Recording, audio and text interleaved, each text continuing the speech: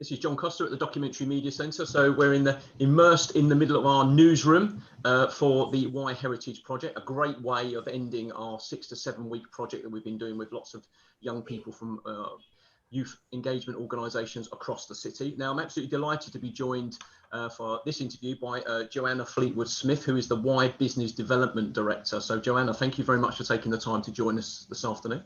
Thank you, pleasure. Good. Now, what I'm really interested in is finding out where the original idea for the Kick the Dust project came from. Okay, well, this is what I call my garlic bread moment. And I'll tell you the reason behind it. It started, the whole process started when we went for the whole introduction to the Kick the Dust funding pot, and we had a really good workshop session with the Heritage Lottery guys about what it was all about, what the intentions were behind the funding. And I had a couple of other colleagues from different organisations in the room with me, and we sort of came together and said, this would be really nice. You know, shall we put our thoughts together? So we did, and we put an expression of interest in. Myself and Danny, who was currently at that time with Mighty Creatives in Leicester, we went over to Heritage and had a chat with them about our expression of interest, and they sort of went, it's kind of, not quite right, sort of thing. It needs a bit more of this, a bit less of that, all that sort of thing. So we came away a bit kind of like, oh, that's not quite what we expected. We're a little bit kind of bemused, but also still thought, okay, we can work this through. So Danny and I, we were in Nottingham, obviously, because we'd gone to their offices. So Danny and I then went off for a cup of coffee, and we were just chatting it through, going, we're not quite sure then, what do we need to do? How do we need to change this? And we were hungry. So we ordered some garlic bread. And over that very piece of garlic bread, I went, Danny, I've got an idea. How about this? And that's when I kind of put together the whole sort of thought process of the sort of dragon's den, put the commissioning and put the power in the hands of the young person. And so that's kind of where it came from, really. That's why I call it my garlic bread moment. So it was literally, thank you, my garlic bread genius moment. So literally it was from that point we started to work it up as to what that would look like. And we just really liked the idea of really giving the young people the opportunity to be the commissioners, to really sort of be the people that took the lead, and very much things becoming that co-produced environment. And actually, obviously, as you know, the why we're all about kind of dispelling the myth around the young people, particularly those with, the complex needs who are the most disengaged. The lottery at their workshop had originally said, because I asked them the question, if you really want to engage with these disengaged young people, it's going to cost you a lot more per unit because they need a little bit more support wrapped around them. They were quite happy with that. They understood that. So I knew that we could go down that route as well. And so that's when we sort of said, okay, then if we can really genuinely do this, then we need a team that can support this process. We need also that support between ourselves and the businesses, i.e. the organisations, the heritage sector organisations who would be part of that process too. So that's where we came up with the whole kind of structure for the team. So the young person has somebody directly who would engage with them and support them through the process and help train them in the various different things that they need to be trained in, communication, commissioning, all the things that they work on. And then we'd have a member of the team who was directly about supporting those organisations to understand, to appreciate some of the difficulties that some of the young people might have, but also support the process of training, but mentor them through that process as well, so that they understand and appreciate some of the difficulties of that the young people might be going through when they're trying to engage in work placements and that sort of stuff as well. But also, like I say, dispel the myth, really, and be that go-between. And then obviously a manager to support that team and do all the necessary kind of administrative sort of things, and obviously think outside the box and grab opportunity when it comes, which we know we do a lot. Hence the reason why you guys are involved with us right now. So, so that's pretty much where it came from, really, and then it evolved from there, and thankfully it did. So if we were to take you back now to that garlic bread genius moment, which I added in, that genius moment, and where it's at now, how close do you think you are to what you had in your vision? I mean, obviously there's going to be, COVID-19. We'll talk about the C word in a moment, and it won't be Christmas. How close are you to where you'd like it to be, and how much more you think can be done to get maybe closer to that? Because obviously that's really where the real learning is going to be, isn't it? And then maybe the legacy is the fact that you've taken a big organisation like the lottery, and made them understand that they need to put a little bit more in to make sure that we can engage with the wise audience. And then once they've done that, obviously the learning out of that's going to be that we need to be visiting those things a little bit more. So I would say, for the first part of your question there, as to where we are now from where we started, was we're always bang on the money. You know what? That very rarely is said because things never go quite to plan. Obviously, the C word came along, and that has kind of thrown things a little bit, but still we've managed to do some great stuff despite that. And actually, from a young person's perspective, it's been fantastic. We've had some really great engagement right from the point of where we were doing the business plan development in the first 6 months, before we even were granted the full grant. So we had some great involvement and engagement from the young people, and that's carried throughout the whole period of time. But that's because we have put that right level of support in place and those right people. The young people were involved in recruiting those members of staff as well, so they were brought into the process right from the word go. And I say bought in, and I mean it, not brought in, I mean bought in, quite literally. So from that perspective, I think we're in a really good place. From the other side of things, in regards to the heritage, I think we're in a really good place too. I think we've done some fantastic training. We've got some fantastic links and networks now. We've had some great placements, which are still ongoing, and with lots of heritage organisations out there. We've got 4 ongoing at the moment, which is fantastic. And actually, we're seeing some really good kind of learning really that's happening, which is fantastic to see as well. I think what I'd be really keen to see happen, which is really where the legacy I think comes in as well, is what we wanted to achieve was a framework for how to engage and work with young people in this type of setting, and ensuring that there's a commitment and a continued aspiration for heritage organisations and to continue to work with young people who are not normally engaged in that type of environment. So I think from that perspective, that'd be the next bit for me. If we can get to that point where we've got a kind of, for want of a better phrase, a blueprint, that has to have an air of flexibility about it, because obviously it's going to be different for everybody, but actually it's a blueprint for policy, for change, for cultural change within those organisations, that they're genuinely going to continue that engagement, and also genuinely realise that there are organisations like ourselves and others who do a lot of really good hand-holding and work and mentoring support with young people and with organisations and businesses who will continue to support them. That's what we do as well. We will continue to do that. Even if the project wasn't even in existence, there'd still be that there. There's still an opportunity to sit down, have a cup of coffee and talk about this, and to get some guidance or just an ear for an idea or a project, or actually I'm not quite sure how to do this. That for me is where the legacy is. So it's a continual thing. It's not just why heritage has stopped in the city and the county, stop, bye-bye. We'll just carry on as we were before. It has to continue. That work with young people, it has to continue.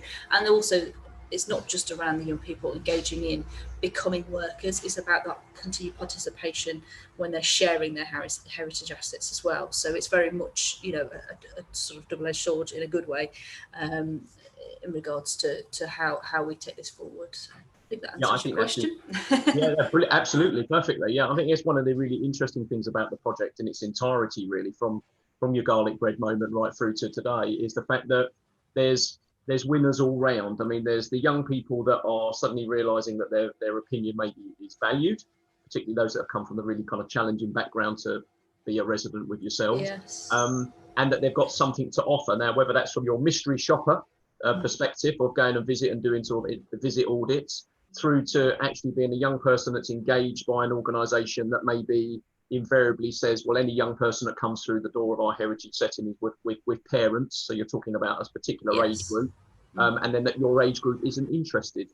in heritage, or you'll come with college or uni or something like that, through to the organisation realising that, like a heritage organisation, that it can actually then reach out and co-produce what it does by enabling young people to help them with their digital doorstepping that then get young people in. It's not just what you do in the venue, it's how you engage with them using a medium like social media that they understand. They're the real key learning points for me, and that's really probably where the legacy will come from, that hopefully the next time they do something, they'll turn around and go, well, actually, why don't we ask people what they would like us to do? Because ultimately they'll become the custodians of these articles going forward, and will either be the ones that are having it taken from their tax, will be asked to pay an entry fee, or even potentially consider a career in doing these things as we look. I think, maybe climate change will mean that we have to do a lot more archiving of this stuff and putting it into heritage locations. It's really interesting that we don't talk to young people about a career aspiration from it as well. So just finally, and then I've got one more thing that I want to speak to you about. So just finally, I mean, from your point of view, the legacy of the project, is that something that you had in the back of your mind when you put the first application in? Or is it something that you think has been developed and the legacy that will come out of it will be even more than you originally thought? I think the legacy will be more, and it'll be different to what we originally thought. Definitely, the legacy was always in there for sure, because there's no point doing a 3-year project and it just stopping, like I say, and there being nothing from that. The point has always been that we would, like I say, develop some kind of blueprint and a commitment, really. So that blueprint really is around a commitment from heritage organisations to continue that work and look at their cultural policies as an internal cultural policy, and how they engage, which again, the work and the additional funding that we've had to support and coach those organisations and those smaller organisations who are a lot more volunteer led, for instance. So Amy's work in that partnership sense is very much now around how she can coach and support them to look at their policies, look at how they might go forward, how they can do things perhaps in very small ways but make a huge difference to that level of engagement and that consultation, like you mentioned before, with young people as well, to ensure that's an ongoing conversation. It becomes normal, it's just part of work. That's always kind of been there, but it has evolved. The other part of the legacy that we wanted to create, which was right from the off, was around whether we can actually, if we create this blueprint, this way of working, which is around the kind of dragon's den style and putting the power in the hands of the young people commissioning process, which is as a result of the learning process that everybody has gone through. So it's all a step by step. The whole process is a step by step. Every 6 months, is that the same process happens, but with a different bunch of people, basically, and it's becoming integral to the way that people work. And if we can create that and make it work and show that it works, then there's no reason why we can't lift that and put it in another organisation. What we have the luxury of, to an extent, is a network of YMCAs, and in our region as well we have a real good network of YMCAs who work together on various things anyway, and so there's already conversations being had as to what can we do next, how can we work with those YMCAs to take what our learning is, take that blueprint, maybe shift it around a little bit to be suited to those areas, but also taking into consideration the C word, and how do we take things forward, so that particularly things like the digital personas, the what box ideas, all the kind of digital online stuff that's happened really mostly because of the COVID situation, that's a legacy we weren't necessarily prepared for, but we've taken it forward. We've gone, okay, how do we respond to this? So that's where I think the legacy will go next, hopefully, which was different, but has always been there in the sense that we wanted to take this much further than our current kind of area, as it were, Leicestershire, and see how we can spread the love and the learning.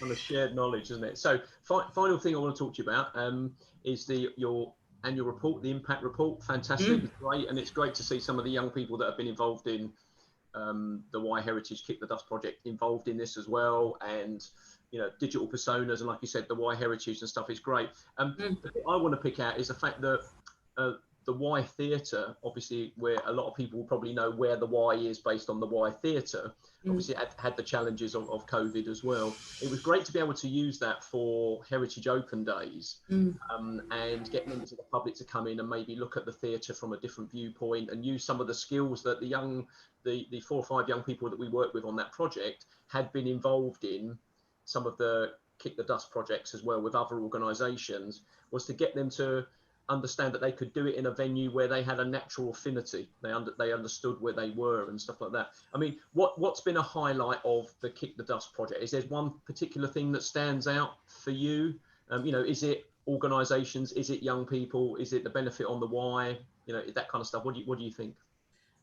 Well, from my perspective, it's always going to be the young people, really, and what they can get out of it. It just naturally is. I mean, I always tell this little story is because I set the team up ready to go and went off on maternity leave and left them to it for a year, which they both love me and hate me for, I think. But what was really beautiful is that I came back, and actually it was quite nice in the sense that they'd taken it in the direction it needed to go in, which actually wasn't too far removed from what I had intended it to anyway. So it was really positive. But what was really nice was when I came back in after maternity, I walked into the building and I heard a bunch of young people in reception going, "What should we do today? Shall we go to New Walk Museum?" And I literally went, "Oh, what did I just hear?" And I thought, my goodness me, we've made an impact. So that for me was a real defining moment. The fact that something that would never have normally have even been on the radar of our young people was all of a sudden on the radar of our young people. But also, I think the key thing for us is around,